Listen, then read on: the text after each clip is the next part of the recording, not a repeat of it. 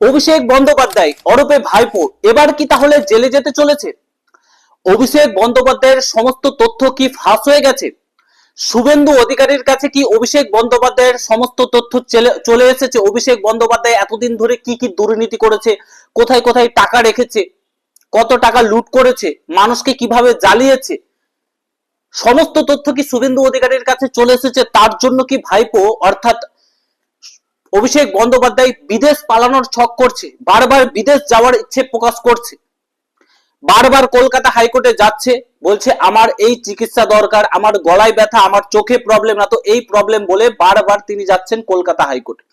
এবং কলকাতা হাইকোর্ট যখন তাকে ফিরিয়ে দিল তখন তিনি গেলেন সুপ্রিম কোর্টে, এবং সুপ্রিম কোর্টে যে তথ্যটা দিয়েছে এবং সুপ্রিম কোর্টে যে অর্ডারটা দিয়েছে সেটা পুনরায় তাকে কলকাতা হাইকোর্টে যাওয়ার জন্য বলেছে। বারবার মুখ থুবড়ে পড়ছে অভিষেক বন্দ্যোপাধ্যায়, তার সত্ত্বেও অভিষেক বন্দ্যোপাধ্যায় কেন বিদেশ যাওয়ার জন্য এত ছটপট করছে? বারবার থাপ্পড় খাচ্ছেন, কলকাতা হাইকোর্টে থাপ্পড় খাচ্ছেন, সুপ্রিম কোর্টে থাপ্পড় খাচ্ছেন, তার সত্ত্বেও এত কিসের ইচ্ছা বিদেশ যাওয়ার? কলকাতা হাইকোর্ট তো স্পষ্ট বার্তায় বলে দিয়েছে যে এখন বিদেশ যাওয়া হবে না, আপনার বিরুদ্ধে প্রচুর দুর্নীতির অভিযোগ রয়েছে, আপনার যদি অতই প্রবলেম, কলকাতাতে আপনাদের সবচাইতে ফেভারিট হসপিটাল রয়েছে, যখনই তৃণমূলের কোন নেতাকে সিবিআই কিংবা অন্য এজেন্সিগুলো ধরতে আসতো তখনই অসুস্থতার বাহানা দেখিয়ে তারা এসএসকেএম হাসপাতালে ভর্তি হয়ে যেত। তো সেই হাসপাতালে চোখের চিকিৎসা করার কথা বলেছে কলকাতা হাইকোর্ট। তারপরে কলকাতা হাইকোর্টের কথা না মেনে সুপ্রিম কোর্টে গেছিল এবং সুপ্রিম কোর্টেও থাপ্পড় খেয়ে ফেরত এসেছে। কিসের জন্য যাচ্ছেন বিদেশ অভিষেক বন্দ্যোপাধ্যায়? কিসের জন্য এত যাওয়ার ইচ্ছা তার? যখন তারা ক্ষমতাতে ছিল তখন তো এতবার বিদেশ যাননি তিনি, গিয়েছেন না যাও না, গিয়েছেন সেখানে আমেরিকাতে গিয়েছেন, আমেরিকাতে চোখের চিকিৎসা করিয়েছেন, সমস্ত কিছু করেছেন, যত মানুষের টাকা সমস্ত কিছু লুটপাট করে খেয়েছেন এবং সেই টাকা ব্যবহার করেছেন আমেরিকাতে গিয়ে। এবং যে তথ্যটা উঠে আসছে বর্তমানে যে অভিষেক বন্দ্যোপাধ্যায় কেন বিদেশ যাওয়ার ছক করছে, সেটা শুনলে আপনাদের মাথায় হাত পড়বে। আমরা দেখেছি যখন তৃণমূল কংগ্রেস ক্ষমতাতে ছিল কত দুর্নীতি হয়েছে, দুর্নীতির লিস্ট বলতে থাকলে মানে রাত থেকে সকাল, সকাল থেকে রাত হয়ে যাবে, কতদিন লেগে যাবে আমাদের তাও আমরা বলে শেষ করতে পারবো না। তার একটা নমুনা উদাহরণ আপনাদেরকে যদি আমি দেই, সেটা হচ্ছে বীরভূমের পাথর এলাকা, পাথরের যে খাদানগুলো রয়েছে সেখান থেকে বিজেপি সরকার এক মাসে কর আদায় করেছে 83 কোটি টাকা। এক মাসে, ক্ষমতাতে আসার এক মাসে 83 কোটি টাকা, আপনারা ধরে নিন 100 কোটি টাকা এক মাসে আয় করেছে। আর যখন তৃণমূল কংগ্রেস ক্ষমতাতে ছিল তারা 12 মাসে সেখান থেকে কর আদায় করতো মাত্র 60 কোটি টাকা। হ্যাঁ ঠিকই শুনেছেন, 60 কোটি টাকা। এই যে 60 কোটি টাকাটা করা মানে করটা আদায় করতে হতো সেটা সরকারি খাতাতে যেত, কিন্তু অ্যাকচুয়ালি ভাবে দেখতে গেলে যেটা শুভেন্দু অধিকারীও জানিয়েছে সেটা হচ্ছে সেখান থেকে প্রতি মাসে 100 কোটি টাকার বেশি কর আদায় হতো, তৃণমূল কংগ্রেস করতো, বাকি টাকাগুলো 1100 কোটি, বছরের শেষে দেখতে গেলে 1200 কোটি টাকা হয়। সেই 1200 কোটি টাকার মধ্যে 100 কোটি টাকা যেত সরকারি তহবিলে অর্থাৎ সরকারি খাজানাতে যেত, আর বাকি 1100 কোটি টাকা যেত কার তহবিলে? সেটা হচ্ছে অভিষেক বন্দ্যোপাধ্যায়ের তহবিলে। অভিষেক বন্দ্যোপাধ্যায়ের কাছে সেই সমস্ত টাকা যেত। তার একটা জলজান্ত উদাহরণ হচ্ছে টুলু মণ্ডল। টুলু মণ্ডলের বাড়িতে কোটি কোটি টাকার হদিস মিলেছে, আর এই টুলু মণ্ডলের সঙ্গে অনুব্রত মণ্ডল থেকে শুরু করে আরো দাবর দাবর নেতার কানেকশন ছিল, তৃণমূল করতো এই টুলু মণ্ডল।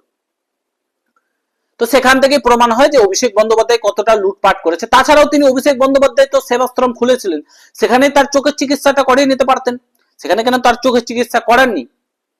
সেবাশ্রম খুলে তারপরে মানুষের সঙ্গে যেভাবে মানে কি আর বলবো, কোন মানুষের পা কেটে বাদ দিতে হয়েছে, হাত কেটে বাদ দিতে হয়েছে, কারোর চোখের চলে গেছে, জ্যোতি চলে গেছে, কারণ এই সেবাশ্রমের নাম করে 2 নম্বরে ওষুধ আর হাতুড়ে ডাক্তার সেখানে বসিয়েছিল। তার ফলস্বরূপ মানুষ সেখানকার ওষুধ খেয়েছে বিশ্বাস করে, তারপরে তাদের হাত পা ইনফেকশন হয়ে হাত পা কেটে দিতে বাধ্য হয়েছে।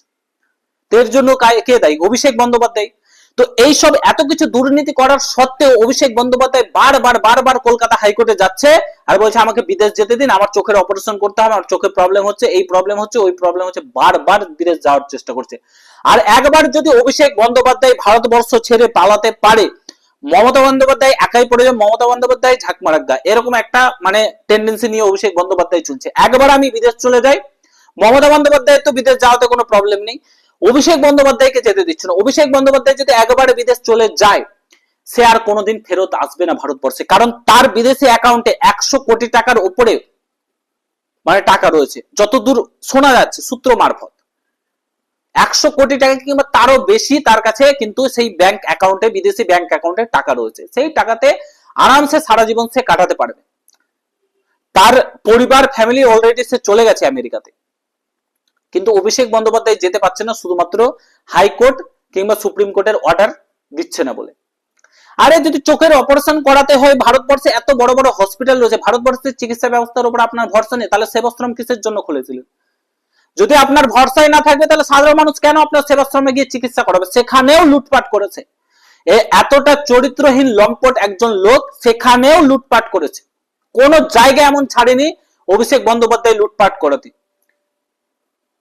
1100টি পুকুর যেগুলো রয়েছে সেগুলোকে ভরাট করে 1100, জাস্ট একবার ইমাজিন করুন, পুকুরগুলোকে ভরাট করে অভিষেক বন্দ্যোপাধ্যায় সেগুলোকে বিক্রি করেছে এবং সেখানে কোটি কোটি টাকা লুট করেছে। প্রত্যেকটা যতগুলো দুর্নীতি হয়েছে প্রত্যেকটার পেছনে অভিষেক বন্দ্যোপাধ্যায়ের হাত এবং সমস্ত টাকা অভিষেক বন্দ্যোপাধ্যায়ের কাছে গেছে বলে প্রত্যেকে মনে করছে। এবং এই তথ্যটা নাকি শুভেন্দু অধিকারীর কাছে রয়েছে এবং শুভেন্দু অধিকারী সমস্ত তথ্য পেয়ে গেছে। আর শোনা যাচ্ছে খুব শীঘ্রই জেলে যেতে চলেছে অভিষেক বন্দ্যোপাধ্যায়, জেলের ভাত খেতে চলেছে। কারণ এটাই তার মানে কি বলে যোগ্য, সেটাই যোগ্য যে তাকে জেলের ভাত খেতে হবে। কারণ মানুষের সঙ্গে যে দুর্ব্যবহার, দুরাচার করেছে, মানুষের কথা একবারও ভাবেনি। আর এর সবচাইতে বড় হাত হচ্ছে মমতা বন্দ্যোপাধ্যায়ের।